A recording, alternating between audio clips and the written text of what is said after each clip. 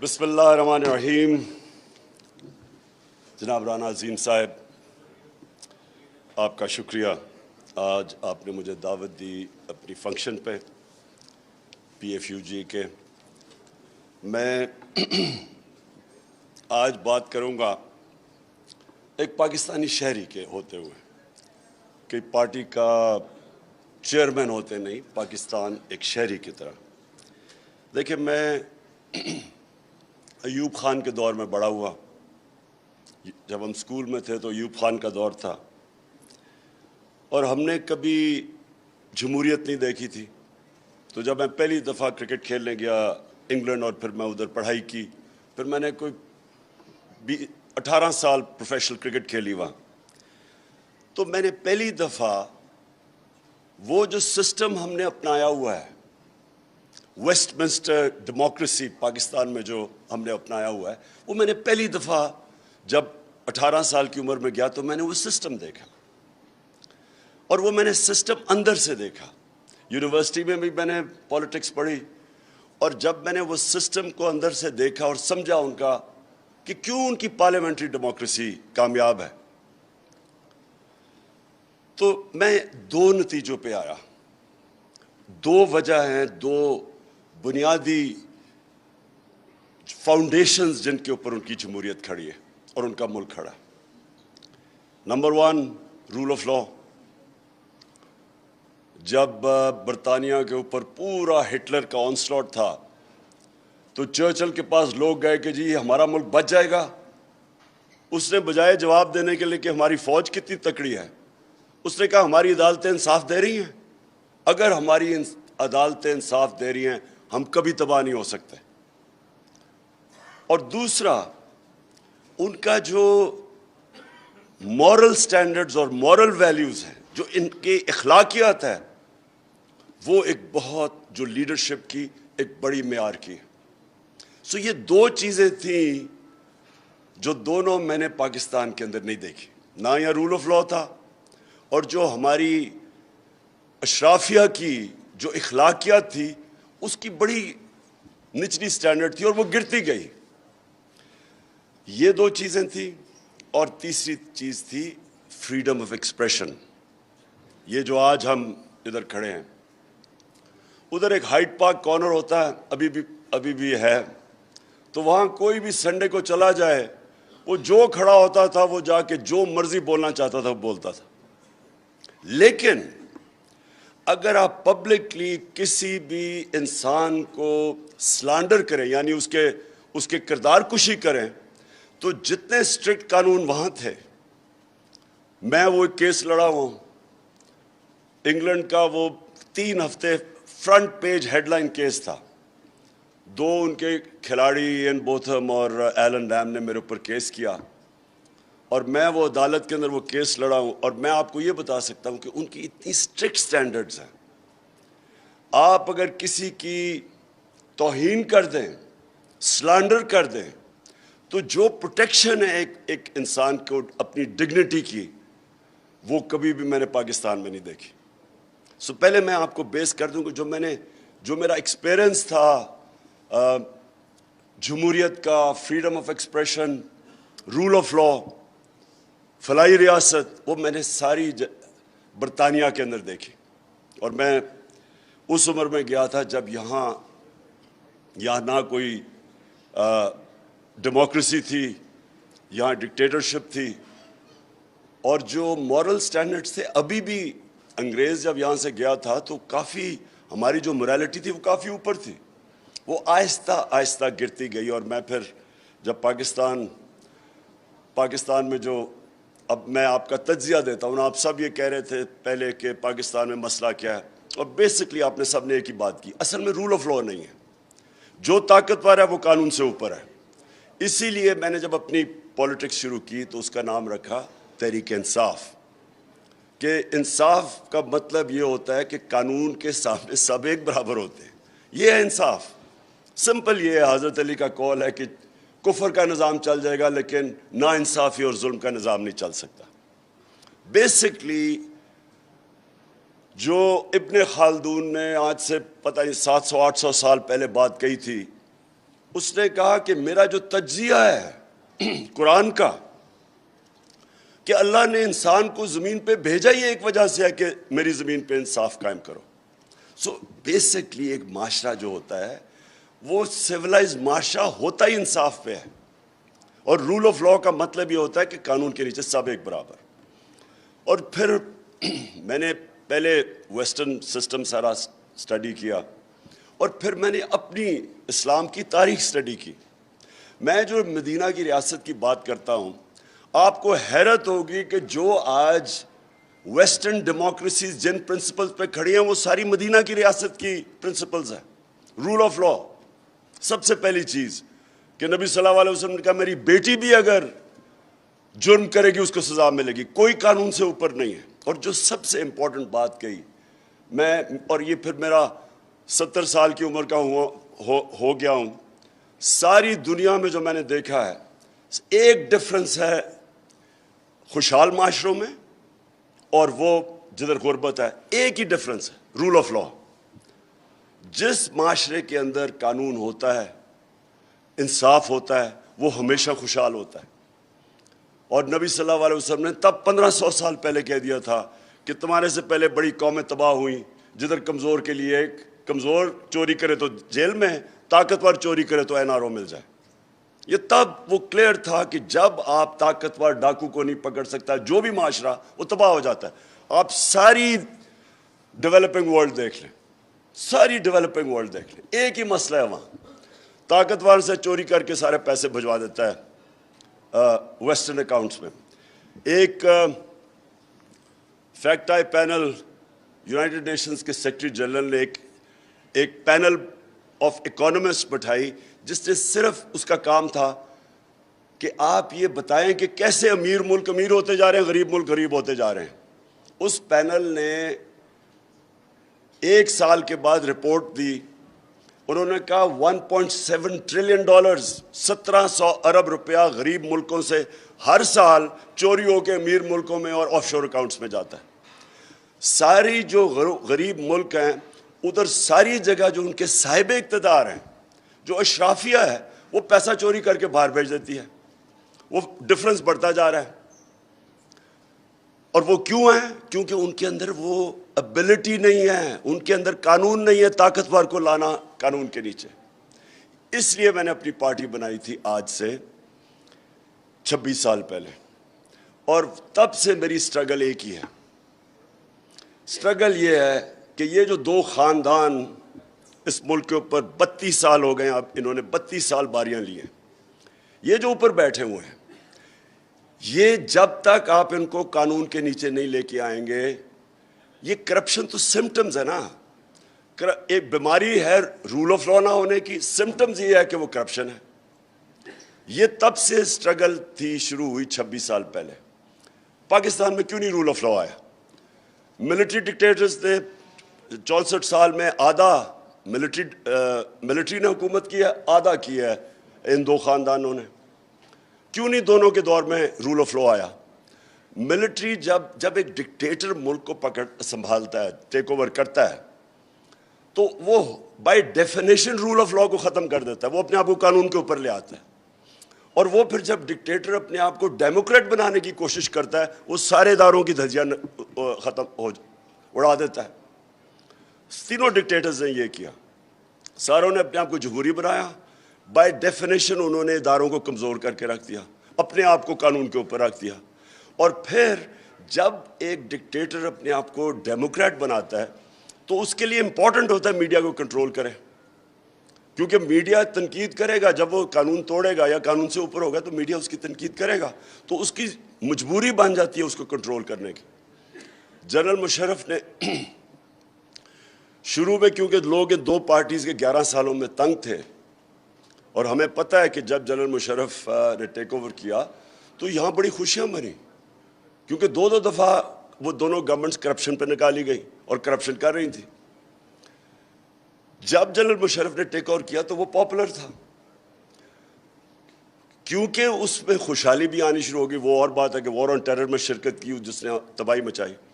تو ہوا کیا کہ آہستہ آہستہ وہ جماعتیں ریوائیو ہونا شروع ہو گئی. اس نے پہلے شروع میں میڈیا کو کھول دیا, جب اس نے دیکھا, جب خاص طور پہ وہ چیف جسٹس کی موومنٹ شروع ہوئی ہے آزاد عدلیہ کی, تو اس نے تب جا کے میڈیا کو کلیم ڈاؤن کیا کہ اس کے خلاف جانی شروع ہوگی. اس سے پہلے میں آپ کو بتاتا ہوں, کیونکہ میں تو اپوزیشن میں تھا, میڈیا کے اوپر کبھی اس طرح کی جو آج میں دیکھ رہا ہوں, کبھی میڈیا کے اوپر اس طرح کی انہوں نے کلیم ڈاؤن نہیں کیا جو آج ہے.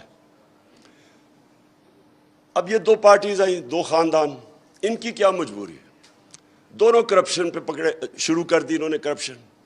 جب کرپشن کی تو ان کی مجبوری بن گئی عدلیہ کو بھی آن سائڈ رکھا جائے اور میڈیا کو بھی کنٹرول کیا. یہ دو ایریا سے یہ ڈرتے تھے. تیسرا ان کا مسئلہ تھا فوج, کیونکہ وہاں ایسا کو سارا پتہ تھا ان کی چوریوں کا, وہ ساری ریکارڈ رکھتے تھے. تو ان کی مجبوری کیا ہوئی, نواز شریف کا سارا اینڈ میں وہ عدلیہ کو بھی سنبھال لیتا تھا, میڈیا کو بھی سنبھال لیتا تھا, لیکن اس کا پرابلم ہو جاتا تھا فوج, اور پھر وہ آرمی چیفز کے ساتھ اس کا مسئلہ بنتا تھا. وہ اس لیے نہیں تھا کہ وہ رول آف لا چاہتا تھا, اس کا پرابلم یہ تھا کہ یہ ساری جو رپورٹس نکلتی تھی کرپشن کی, یہ نکلتی تھی ایجنسیز کے ذریعے. زرداری کا سملر پرابلم تھا. تو انہوں نے بھی میڈیا کو کلیم ڈاؤن اس لیے کیا کہ یہاں وہ کنٹرول کرنا چاہتے تھے انفارمیشن. میرے اوپر نجم سیٹھی نے, جب میں پاور میں آیا تو اس نے میرے اوپر الزام لگایا, دو اس کے الزام لگائے. میں عدالت میں چلا گیا, 3 سال ایز پرائم منسٹر مجھے تو کوئی ریلیف نہیں ملا. نواز شریف کے اوپر اس نے جب 97 یا 98 میں الزام لگایا, اس نے اس کو 3 دن بند کر کے مار پڑوائی. فرق کیا تھا؟ فرق یہ تھا کہ میں جب بنا تو مجھے کوئی میڈیا سے کبھی خطرہ نہیں تھا. میں یہ آپ کو کلیئر کر دوں کہ جب میں پرائم منسٹر بنا, مجھے تو میڈیا سے کبھی ڈر نہیں تھا. اور آپ اگر اٹھا کے دیکھیں جتنی تنقید مجھے 3.5 سال سے میڈیا سے ہوئی, کسی پرائم منسٹر کو نہیں ہوئی ایسی تنقید. میں نے تو کبھی کوشش نہیں کی میڈیا کو پیسے کھلانے کی. میں نے ایک میڈیا کے اوپر کبھی کسی کے اوپر ایکشن, سوائے نجم سیٹھی کیونکہ اس نے ذات پہ مجھے اٹیک کیا تھا, اس کے اوپر عدالت میں گیا, میں نے ایک میڈیا کے اوپر کوئی ایکشن نہیں لیا. یہ شیرین کو پتا ہے کہ کئی دفعہ 3-4 دفعہ ہوا ہے میرے خیال میں, ہمیں کیبنٹ میں جب میٹنگ پہ آئے پتہ چلا جی کسی کو اٹھا لیا ہے جرنلسٹ کو, وہ میرے انسٹرکشنز کے اوپر کبھی کسی کو نہیں اٹھایا. پرابلم کچھ اور تھا, اور وہ میں آپ کو بھی ذرا پہلے میں آپ کو بتاتا ہوں کہ میرے 3.5 سال میں میں نے کیا چیز دیکھی اور آگے وے فارورڈ کیا آج پاکستان کا. یہ بڑا کرٹیکل ہے کہ ہم ریئلائز کریں کہ ہم آج کدھر کھڑے ہیں اور ہم اب آگے کیسے جا سکتے ہیں. ہوا کیا کہ پرابلم مجھے صرف ایک تھا, سلانڈر کا. یعنی جب فیک نیوز ہوتا تھا, میرے کئی منسٹرز کے اوپر آ گیا جی کیا انہوں نے ٹیکس چوری کیا یا کچھ کیا, تو جس منسٹر کی بھی مجھے پتہ چلتا تھا کہ اس کے اوپر کوئی خبر آئے, میں امیجیٹلی اس کو واٹس ایپ کرتا تھا اور میں کہتا تھا اب اس کو اپنے آپ کو ڈیفینڈ کرو کہ بتاؤ کہ کیا ہوا. تو وہ پتہ منسٹر ایونچولی, اور 2 کا مجھے پتہ ہے, انہوں نے پتا کہ فیک نیوز تھی. اب دیکھیں اگر گورنمنٹ میں آپ بیٹھے ہوئے ہیں, آپ کوشش کر رہے ہیں کہ کلین گورنمنٹ دینے کے لیے, اور جب ایک کوئی فیک نیوز اس کے اوپر آ جاتا ہے جو کہ انٹیگریٹی گورنمنٹ, ایک منسٹر کے اوپر جب کوئی کہتا ہے نا کہ اسے ٹیکس نہیں دیا, گورنمنٹ کی انٹیگریٹی افیکٹ ہوتی ہے. میرا صرف مسئلہ یہ تھا کہ جو کسی بھی ویسٹرن ڈیموکریسی کے اندر, کیونکہ میں برطانیہ کو تو جانتا ہوں بڑی اچھی طرح, ہمارے 2 ایک وزیر تھا اور ایک ہمارا ایک پارٹی کا آدمی تھا, دونوں کے اوپر جب سلانڈر ہوا انہوں نے لنڈن میں جا کے کیس کیا اور ان کو ڈیمیجز ملے. پاکستان میں کچھ رسپانس نہیں ملتا تھا, نہ کسی کو فکر ہے, نہ کوئی ڈرتا ہے یہاں. تو دیکھیں 2 مختلف چیزیں, ایک ہے freedom of expression. Freedom of expression کے بغیر دنیا میں کوئی انسانی معاشرہ پروگریس نہیں کر سکتا. لیکن جو ہر چیز کی لمٹ ہوتی ہے. ایک آپ لائن کراس کریں جدھر آپ کسی کو بلیک میل کریں, اس کی توہین کریں, اس کے اوپر فیک نیوز بنائے, اس کی انٹیگریٹی کے اوپر, اور وہ گورنمنٹ میں بیٹھا ہوا ہے, تو اس کے بعد ریکورس ہونا چاہیے ان کو اپنے آپ کو ثابت کرنا کہ اور دوسرے کو سزا ملنی چاہیے اس پر, جو کہ برطانیہ میں ہے. جو میں کیس لڑا تھا اس پہ اتنا بڑے ڈیمیجز انوالو تھے کہ اگر وہ میں کیس ہار جاتا تو کمپلیٹلی بینکرپٹ ہو جانا تھا. اتنا خوف ہے وہاں کہ آپ کوئی بھی میڈیا کے اوپر ایسی بات نہ کریں جو آپ ڈیفینڈ نہ کر سکیں, کسی کی توہین نہ کریں. سو دو مختلف, ایک فریڈم آف ایکسپریشن ہے, ایک رائٹ ٹو ڈگنیٹی ہے ہر شہری کا.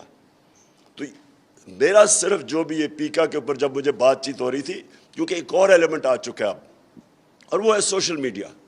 سوشل میڈیا کے اوپر کئی دفعہ اتنا گند آ رہا تھا, یعنی ایسی ایسی غلیظ چیزیں آ رہی تھیں. اب اس کے اوپر پروٹیکشن چاہتے تھے ہم, تو ہمارا تو انٹرسٹ وہ تھا کہ, اور بائی دا وے یہ ہمارا ایشو نہیں ہے, ساری دنیا کے اندر, کیونکہ سوشل میڈیا نیا فنومینا ہے, ساری دنیا کے اندر ڈیبیٹ چل رہی ہے کہ اس کو آپ نے کیسے چینلائز کرنا ہے. ہاں, اس کو برطانیہ کے اندر اب بڑے اسٹرکٹ لاز ہیں سوشل میڈیا کے اوپر, بالکل وہی قانون ہے جو کہ عام میڈیا کے اوپر ہے, وہ کر سکتے ہیں. ہمارا ابھی یہ سارا ایک فلوئڈ سچویشن ہے. سو فریڈم آف ایکسپریشن, میں پھر سے آپ کو کہتا ہوں کہ معاشرے کے اندر جب تک ایک تعمیری کرٹیسزم نہ ہو, ایک میں گورنمنٹ میں بیٹھا ہوا تھا, کئی دفعہ جب تنقید ہوتی تھی تو بڑا ہمیں فائدہ ہوتا تھا اس تنقید سے. وزیروں کو میں پوچھتا تھا کہ یہ تمہارے اوپر آئی ہے, تمہاری وزارت پہ آئی ہے, یہ فائدہ کرواتے ہیں, یہ ہمارے ایک واچ ڈاگ ہے. لیکن کئی دفعہ, اب میں آپ کو آپ بتاؤں, ہم جا رہے چائنا, پاکستان بینکرپٹ تھا, شروع میں آیا, ہمارے پاس 2-3 ہفتے 4 ہفتے کی ایکسپورٹ کا ریزروز رہ گئے تھے. تو جب چائنا جانے لگے, اور چائنیز کی بڑی ان کی ایک اسپیشل, ان کی عجیب سائیکی ہے, وہ بڑے سینسٹیو لوگ ہیں. چائنا صبح جانے لگا تو 2 مین پیپرز کے فرنٹ پیج پہ لکھا ہوا ہے کہ Imran Khan decides to review سی پیک. اب دونوں headline, major headlines تھی. جیسے ہی وہاں پہنچے, وہاں ایمبیسڈر خاتون مجھے ملنے آئیں, انہوں نے کہا ہمیں اتنا مسئلہ بڑا ہے. چائنیز ہوم منسٹری نے, انہوں نے ہمیں بلا کے پوچھا کہ یہ کیا مطلب تمہارا. وہ بالکل ایک دن تو ان کو ٹھیک کرنے میں لگا کہ یہ فیک نیوز ہے. سو میرا صرف یہ مسئلہ تھا کہ ایک آگے ملک کا مسئلہ, اکنامک سچویشن بڑا مشکل تھا, اس کے بعد ایڈیشنلی یہ فیک نیوز ہمارے لیے مشکلیں پیدا کر. ایک دفعہ آ گیا جی IMF سے سمجھوتا ہو گیا کہ روپیہ 184 پہ پہنچ جائے گا, ان دنوں میں روپیہ 140 پہ تھا. تو ایک دم جب اسپیکولیشن شروع ہو گئی مارکیٹ میں, روپے پہ پریشر پڑ گیا. پہلے ہی ریزروز نہیں ہمارے. میں ان چیزوں کی بات کر رہا ہوں کہ یہ ادھر یہ جو بیلنس ہے یہ بڑا امپورٹنٹ ہے. لیکن فریڈم آف ایکسپریشن, نہ مجھے کبھی کسی سے ڈر تھا کہ میری کوئی چوری کسی نے پکڑ, کہ مجھے ڈر ہے کہ میری چوری یا کرپشن سامنے لے آئے گا. میں انکریج کرتا ہوں کہ اگر کسی بھی ہماری ڈپارٹمنٹ میں, منسٹری کے اندر کرپشن ہے تو بتاؤ, کیونکہ اگر میں چوری نہیں کرا تو میں کسی کو کیوں کرنے دوں گا. تو ہم نے تو میڈیا سے تو ہمیں کوئی خوف نہیں تھا. عدلیہ سے کوئی مجھے کہے کہ ہمارے دور میں ہم نے کوئی انٹروینشن کی ہو عدالتوں کو, کوئی ہم نے کسی کو میڈیا کو کہا, عدالتوں کو کہا کہ جی یہ اٹھا کے ٹیلی فون کے جی ججمنٹ دو, کوئی ہم نے کوشش کی ہو کسی قسم کی ججمنٹ افیکٹ کرنے کے لیے, کیونکہ ہم کوئی قانون نہیں توڑ رہے تھے, ہم قانون کے بیچ میں تھے. پرابلم اب میں آپ کو بتاتا ہوں کیا آ رہی تھی. پرابلم کیا آ رہی تھی کہ دیکھیں وار آن ٹیرر جب ہوئی نا, اور میں کہہ بیٹھا ہوں کہ اس میں ہمیں کبھی شرکت نہیں کرنی چاہیے تھی. مجھے جب بھی مسئلہ ہوتا تھا میں حامر بھی پروگرام کے اوپر جا کے اپنی جا کے پوائنٹ آف ویو دیا کرتا تھا, ڈرونز کے اوپر, اس کو سب پتہ ہے. میں یہ سمجھتا تھا کہ ہم نے بہت بڑا ڈیزاسٹر کیا اس میں شرکت کر کے. اس معاشرے نے جتنا ڈیمیج اٹھایا ہے اس وار آن ٹیرر کی وجہ سے, کبھی بھی کوئی کمیشن بیٹھے تو پتہ چلے کہ ہمیں کتنا نقصان ہوا ہے اس سے. چھوڑیں کہ ہم نے اپنے اربوں ڈالر کا نقصان ہوا, قبائلی علاقہ ہمارا اجڑ گیا, 80,000 لوگ ہمارے قربان ہوئے اس وار کے اندر. ڈرون اٹیکس, کبھی بھی یہ انہرڈ آف ہے کہ آپ ہی کا ملک کسی کی جنگ میں شرکت کر رہا ہے, ان کی, اور وہ آپ ہی کو اٹیک کر رہے ہیں. یہ ہیومن ہسٹری میں کبھی نہیں ہوا. لیکن جو سب سے بڑا ڈیزاسٹر ہوا کہ ہمارے جو لوگوں کے سول اور ہیومن رائٹس تھے وہ افیکٹ ہوئے. وار آن ٹیرر کے اندر لوگوں کو اٹھانا شروع کر دیا. مسنگ پرسن شروع ہو گئے. سب سے پہلے میں نے مظاہرہ کیا تھا مسنگ پرسن کا 2003 میں, جب عافیہ صدیقی کو اٹھا لیا تھا. اب جب تک میں گورنمنٹ میں نہیں آیا تو مجھے تو فوج کا ویو نہیں پتا تھا, تو میں تب تک اس کے خلاف ہمیشہ بولتا رہا, کیونکہ اینڈ میں میرے پاس آتے تھے مسنگ پرسن جن کے کوئی لوگ جن کے رشتہ دار اٹھا لیے جاتے تھے, تو میرے پاس آتے تھے. اور وہ اس سے زیادہ میں نے تکلیف دہ چیزیں نہیں دیکھیں کہ عورت آ رہی ہے کہ میرا ہسبینڈ غائب ہے, ماں آ رہی ہے بیٹا غائب ہے. اس طرح کے جو درد بھرے سینز میں دیکھتا رہا. اس کے گورنمنٹ میں آئے, اور یہ جو آپ نے پتہ چلا کہ کئی دفعہ لوگوں کو اٹھا لیا جاتا تھا ہمارے دور پہ, وہ ہم اسی کے وہ نیشنل سیکیورٹی کے اندر وہ آ جاتا تھا. ہم جب میری جنرل باجوہ سے بات چیت ہوئی اس کے اوپر, جنرل فیض تھے تب ISI, میں تب بات کرتا تھا مسنگ پرسنز کے اوپر. میں نے بڑی دفعہ بات کی. ایک تو انہوں نے کافی لوگ چھوڑے, لیکن وہ کہتے تھے جی پرابلم میں کدھر آ رہا ہے عدلیہ کا. اگر ایک ٹیررسٹ کو ہم دیتے ہیں عدالتوں میں, اس کا ثابت کرنا بڑا مشکل ہے کہ وہ واقعی وہ اس نے وٹنسز کدھر سے آئیں گے. اور پھر امریکہ کا, انگلینڈ کا مثال دی جاتی تھی کہ انہوں نے جب یہ وار آن ٹیرر کے دوران اپنے ملک میں بھی انہوں نے جس طرح لوگوں کو پکڑا, وہ اور بات ہے کہ تقریباً زیادہ تر مسلمانوں کو ہی وہ پکڑتے تھے اور ان کے رائٹس انہوں نے ختم کر دیے. لیکن وہ ٹیررزم ایک ایسی چیز ہے کہ اس کے لیے مشکل پڑ جاتا تھا ان کو عدالتوں کو ثابت کرنا. اور وہ فوج ادھر سے ڈرتی تھی کہ دیکھیں آپ یہ پھر چھوڑ دیں گے اور یہ پھر ہمارے خلاف ایکٹیویٹی کریں گے. تو ان کا ایک یہ پوائنٹ آف ویو تھا. اس کے اوپر بھی ہم ایک چیز فائنلی ایک نتیجے پہ پہنچ گئے تھے, اور وہ ہم پاس کرنے لگے تھے کہ کوئی بھی مسنگ پرسن نہ ہو, آپ بشک ٹائم ایکسٹینڈ کر دیں کہ آپ اگر آپ اس ٹائم تک ثابت نہیں کر سکتے, لیکن اس کے رشتہ داروں کو تو پتا ہونا کہ وہ کدھر ہے. سب سے زیادہ ظلم تو رشتہ داروں پہ تو خیر یہ ہم کر رہے تھے, لیکن ان کا یہ پوائنٹ آف ویو تھا. لیکن دیکھیں میں آخر میں یہ جو جدھر آج پاکستان کھڑا ہے نا, میرا آنیسٹ اوپینین یہ ہے کہ اپنی تاریخ کا سب سے فیصلہ کن ڈیفائننگ مومنٹ پہ کھڑا ہوا ہے. یہ بڑا امپورٹنٹ ہے کہ اس وقت فیصلے ٹھیک کیے جائیں. دیکھیں سب سے پہلے تو یہ کہنا کہ یہ سازش تھی یا مداخلت تھی, اس سے زیادہ یعنی ایک باہر ایک انڈر سیکرٹری امریکن ایک پاکستانی ایمبیسڈر سے میٹنگ میں ایک کھلی دھمکی دیتا ہے, اور وہ ریکارڈڈ ہے, منٹس ہیں اس کے, وہ ہمیں سائفر بھیجتا ہے اسد مجید, میں پڑھتا ہوں, اور وہ کہہ رہا ہے ہمارے امبیسڈر کو کہ اپنے پرائم منسٹر کو اگر آپ نے عمران خان کو نہ ہٹایا, میرا نام عمران خان کو اگر آپ نے نہ ہٹایا تو پاکستان کو بڑی مشکلوں کا سامنا کرنا پڑے گا, لیکن اگر ہٹا دیا تو ہم معاف کر دیں گے. یعنی اتنے ایسا تکبر. مجھے تو سب سے, میں نے وہ CNN پہ کہا, میں نے کہا اس کو تو بیڈ مینرز پہ نکال دینا چاہیے اس ڈونلڈ لو کو, کہ اتنی بے شرمی اور تکبر سے کسی ملک کے امبیسڈر, اچھا امبیسڈر کو کہہ رہا ہے کہ پرائم منسٹر کو نکال دو. یعنی کس کو وہ کہہ رہا ہے, میں فورن آفس تو میرے نیچے ہے, تو وہ دھمکی دیتا ہے. اگلے دن عدم اعتماد ہوتا ہے. اچھا وہ یہ بھی کہتا ہے کہ عدم اعتماد کو کامیاب کرنا ہے, اگر نہ ہوا تو یہ کانسیکوینسز. اگلے دن وہ ہوتا ہے. اس کے بعد ایک دم ہمارے ایلائز اتحادیوں کو ایک دم پتہ چلتا ہے کہ جی تحریک انصاف تو بہت بری ہے. اب یہ جو آخری 2 سال پاکستان اکنامک فیز کے اندر ڈاکیومنٹڈ ہے کہ 17 سال میں سب سے بہترین ڈیولپمنٹ ہوئی آخری 2 سال میں, یہ گورنمنٹ کی economic survey, Pakistan economic survey کے اندر. تو وہ جو سب سے بہتر سال تھے, اکانومی گرو کر رہی ہے 5.6 اور 6% پہ 17 سال کے بعد. اور وہ مشرف کا دور تھا جب باہر سے ڈالرز آ رہے تھے پاکستان میں. ہم نے جب ان کی جنگ میں شرکت کی تو کھلا کریڈٹ ملا پاکستان کو, تب تھا. تو کرونا کے باوجود ایک اکانومی اوپر جا رہی ہے اور سسٹینیبل گروتھ پہ کہہ رہا ہے IMF پاکستان جا رہا ہے. اور اس وقت ایک ہم اتحادیوں کو یاد آتا ہے کہ یہ تو بہت بری گورنمنٹ ہے. پھر ہمارے جو لوگ, اب یہ سوچیں کہ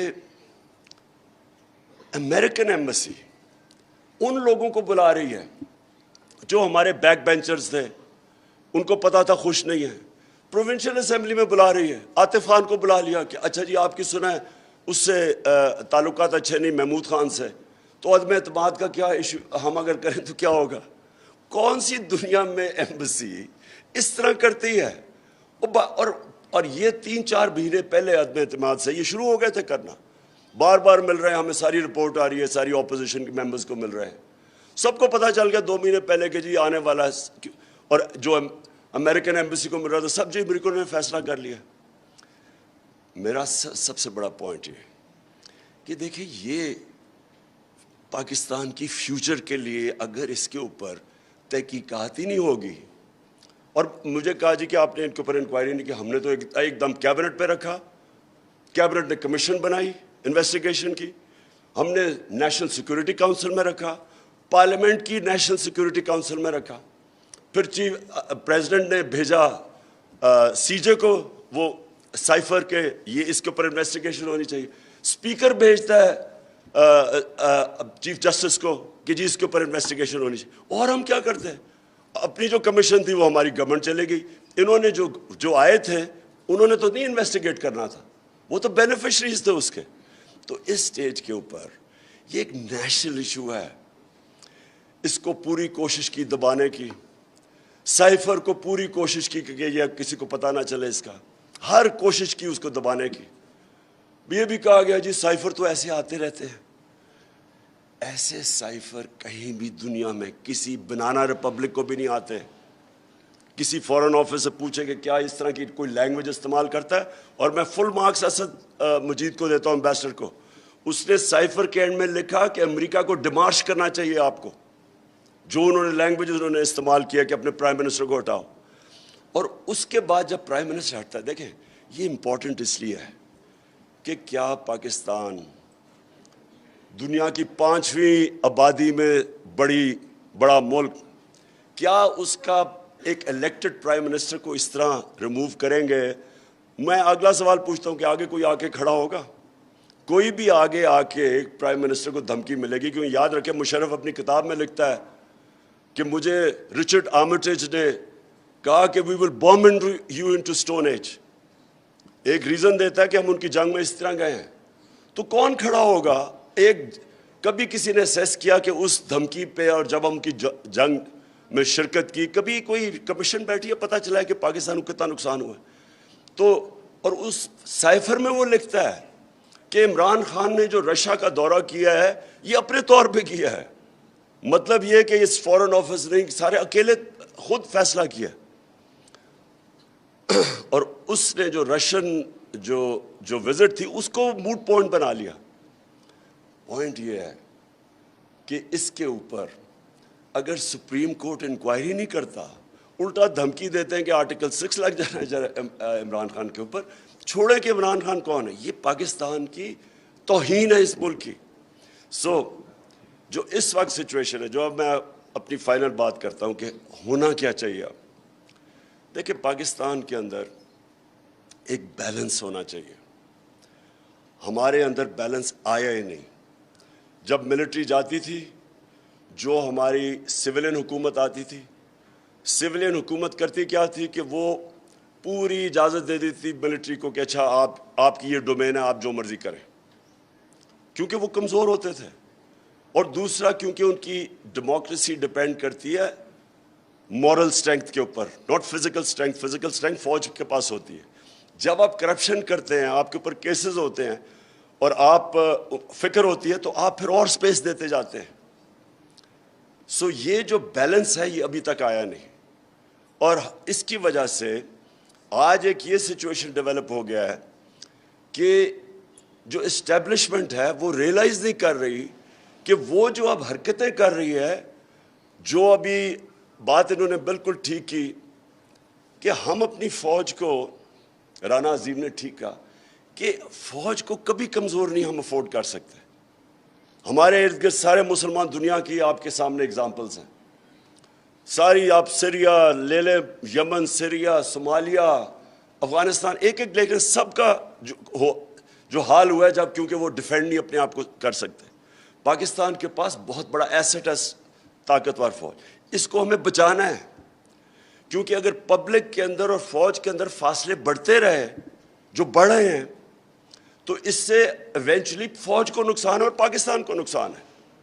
جب ہماری اسٹیبلشمنٹ کو ڈفرینشیٹ کرنا چاہیے, کب آپ تعمیری تنقید کر رہے ہیں اور کب آپ ڈیمیج کر رہے ہیں اس کو, اس میں فرق ہے.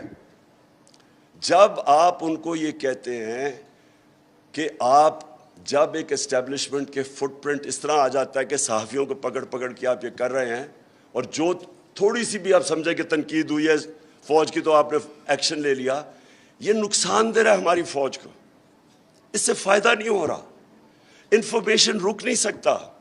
یہ سوشل میڈیا کا زمانہ ہے. یہ غلط فہمی ہے کسی کی کہ جی سوشل میڈیا کو آپ کو کنٹرول کر رہا ہے. سوشل میڈیا ایک ایسی چیز ہے کہ جس کے پاس موبائل فون ہے اس کی آواز ہے, آپ اس کو کنٹرول نہیں کر سکتے, اور آپ کنٹرول کرنے جتنی مرضی کوشش کریں یہ ایک ایسی اب چیز نکلائی کسی کے کنٹرول میں نہیں ہے. اس لیے یہ جو اب پیریڈ ہے اس کے اندر ہمیں ریفلیکٹ کرنا چاہیے کہ کیا یہ جو فیصلہ کیا, جو بھی یہ فیصلہ نہ روکنے کا کیا, ایک امریکن سازش کے تحت ایک ان نیچرل سیٹ اپ آ گیا, کیا یہ پاکستان کے فائدے میں ہے؟ کیا پاکستان کے فائدے میں ہے کہ 1100 ارب روپے آتے ساتھ ہی انہوں نے جو نیب کے اندر کیسز پڑے ہوئے تھے انہوں نے ختم کروا دیے, سارے جن کے کیسز تھے, اور یہ پچھلے 10 سال کے کیسز تھے, یہ سارے ختم کروا لیے. جو ایف آئی اے کے اندر 16 ارب روپے کا open and shut case Shahbaz Sharif اور بچوں کے, وہ 4 وٹنسز مر چکے ہیں ابھی تک. جب سے یہ آئے ہیں 4 وٹنسز مر گئے ہیں, جس میں مقصود چپڑاسی بھی, اور ایک انویسٹیگیٹر مر چکا ہے ہارٹ اٹیک سے. اور یہ جو عمران ریاض نے جو بتایا کہ ان کو جب وہ جیل سے نکلے ہیں تو ان کو تب سے پرابلمز ہے, صحت کے پرابلمز ہو گئے ہیں, اور وہ سمجھتے ہیں ان کو زہر دی گئی ہے, سلو پوائزننگ کی گئی ہے. یہ انویسٹیگیٹ کرنا چاہیے کہ یہ کمال ہوا ہے کہ ایک دم 4 وٹنسز مر گئے ہیں اور ایک انویسٹیگیٹر, اور دوسرے انویسٹیگیٹر کو ہارٹ اٹیک ہوا بچ گیا ہے. اور یہ ہمیں سوچنا چاہیے کہ اس سیٹ اپ کو اگر بیک کر رہی ہے ہماری اسٹیبلشمنٹ, جو کہ ساری قوم کو پتہ ہے, ان کے اپنے بیان ہیں, ایک دوسرے کیسز سارے اپنے دور پہ بنائے ہوئے ہیں. یہ جو 10 سال کے کیسز ہیں 95% تو ان کے دور کے بنے ہوئے ہیں. وہ کیسز معاف کروا رہے ہیں, ایک طرف ملک نہیں سنبھالا جا رہا, مہنگائی اسمانوں پہ, اکانومی ٹینک کر گئی ہے. بلومبرگ کی رپورٹ ہے کہ پاکستان اب چوتھا رہ گیا ہے جو ڈیفالٹ کرنے جا رہا ہے. دنیا میں چوتھے نمبر پہ پاکستان ہے جو ڈیفالٹ کرنے جا رہا ہے, سری لنکا کے بعد. تو کوئی سوال یہ پوچھے کہ یہ جو سارا ہوا ہے, یہ جو فیصلہ کلیئرلی ایک بند کمروں میں جو بھی فیصلہ ہوا ہے بیک کرنے کا انہیں, کیا یہ پاکستان کا فائدہ ہے؟ اور اس کو ایک اس کرپٹ سیٹ اپ کو بیک کرنے میں کیا نظر نہیں آ رہا ہے اسٹیبلشمنٹ کو کتنا نقصان ہو رہا ہے ان کو؟ اور کیا یہ ٹھیک کام کر رہے ہیں؟ کس نے فیصلہ کیا ہے کہ یہ فیصلہ ٹھیک تھا؟ بند کمروں میں فیصلے ہو جاتے ہیں, پلان اے بنتا ہے, پھر فیصلہ کب پلان بی بنتا ہے وہ بند کمروں میں ہی فیصلہ ہو جاتا ہے. اب پلان سی کیا ہوگا وہ بھی بند کمروں میں ہوگا. جب آپ کے فیصلے اس طرح ہوتے ہیں کیسے ہو سکتا ہے کہ وہ آپ کے فیصلے ٹھیک ہو؟ یہ جو اس طرح کے فیصلے ہوتے ہیں, کیونکہ ہم اسٹیبلشمنٹ کی بات کر رہے ہیں, دنیا کی تاریخ کی اپنے وقت کی 2 سب سے بڑی سب سے طاقتور فوجیں, ایک ہٹلر کی اس وقت 1941 میں سب سے طاقتور دنیا کی فوج تھی, اور دوسری نپولین کی. دونوں فوجیں تباہ ہو گئیں روس کے اندر. کیسے تباہ ہوئی؟ روس کی انہوں نے جب اٹیک کیا تو سردی آنی شروع ہو گئی. بڑے لوگوں نے سمجھایا, اپنے جنرلز نے, اپنے ٹاپ کو جو 2-3 تھے, لیکن ڈرتے تھے. نپولین کا بھی بہت بڑا اسٹیچر تھا اور ہٹلر سنتا ہی نہیں تھا. انہوں نے سمجھایا کہ جی سردیاں آ رہی ہیں, جو یو ٹرن کرنی چاہیے تھی. بائی دا وے یہ جنرلز کے لیے, لیڈرز کے لیے یو ٹرن بہت ضروری ہوتی ہے,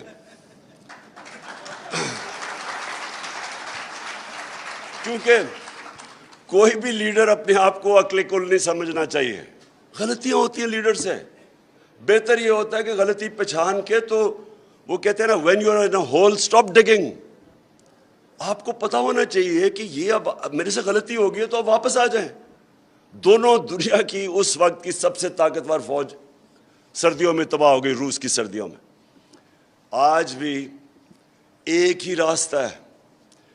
جتنا اس اب میں کیا کہوں, آرٹیفیشل کرپٹ سیٹ اپ جن کو اکٹھا کیا گیا, 60% لوگ ضمانت میں ہیں.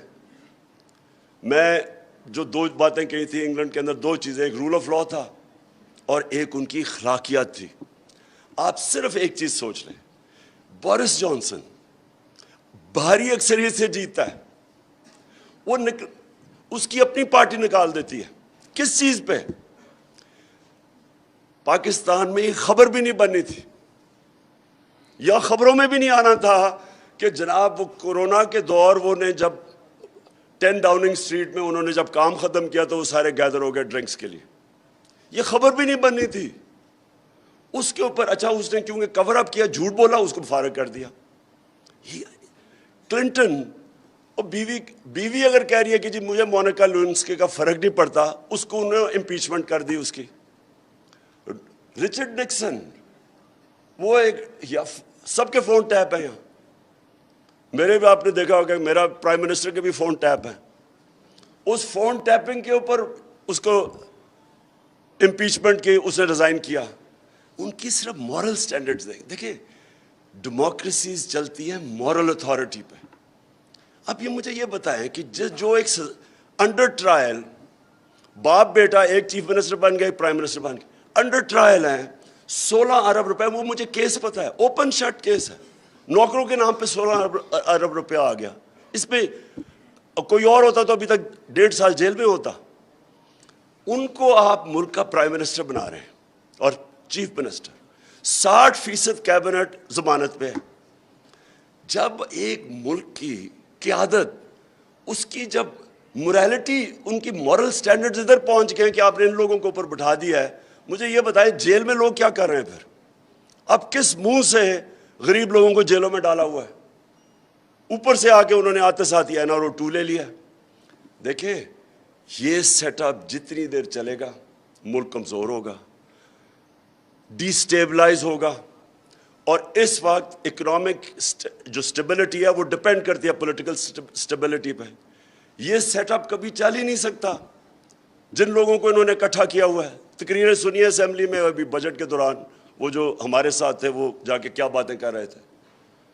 اور وہ پنجاب کا سیٹ اپ کیا ہے, وہ تو ایک انکانسٹیٹیوشنل چیف منسٹر بیٹھا ہوا ہے, الیکشن کروا رہا ہے. ہر قسم کا سپریم کورٹ واضح کر بیٹھا ہے کہ تم نے کسی قسم کی استعمال نہیں کرنا اسٹیٹ مشینری. ذرا جا کے دیکھیں 20 حلقوں پہ ساری اسٹیٹ مشینری کوشش کر رہی ہے ان کو الیکشن جتانے کے لیے کل.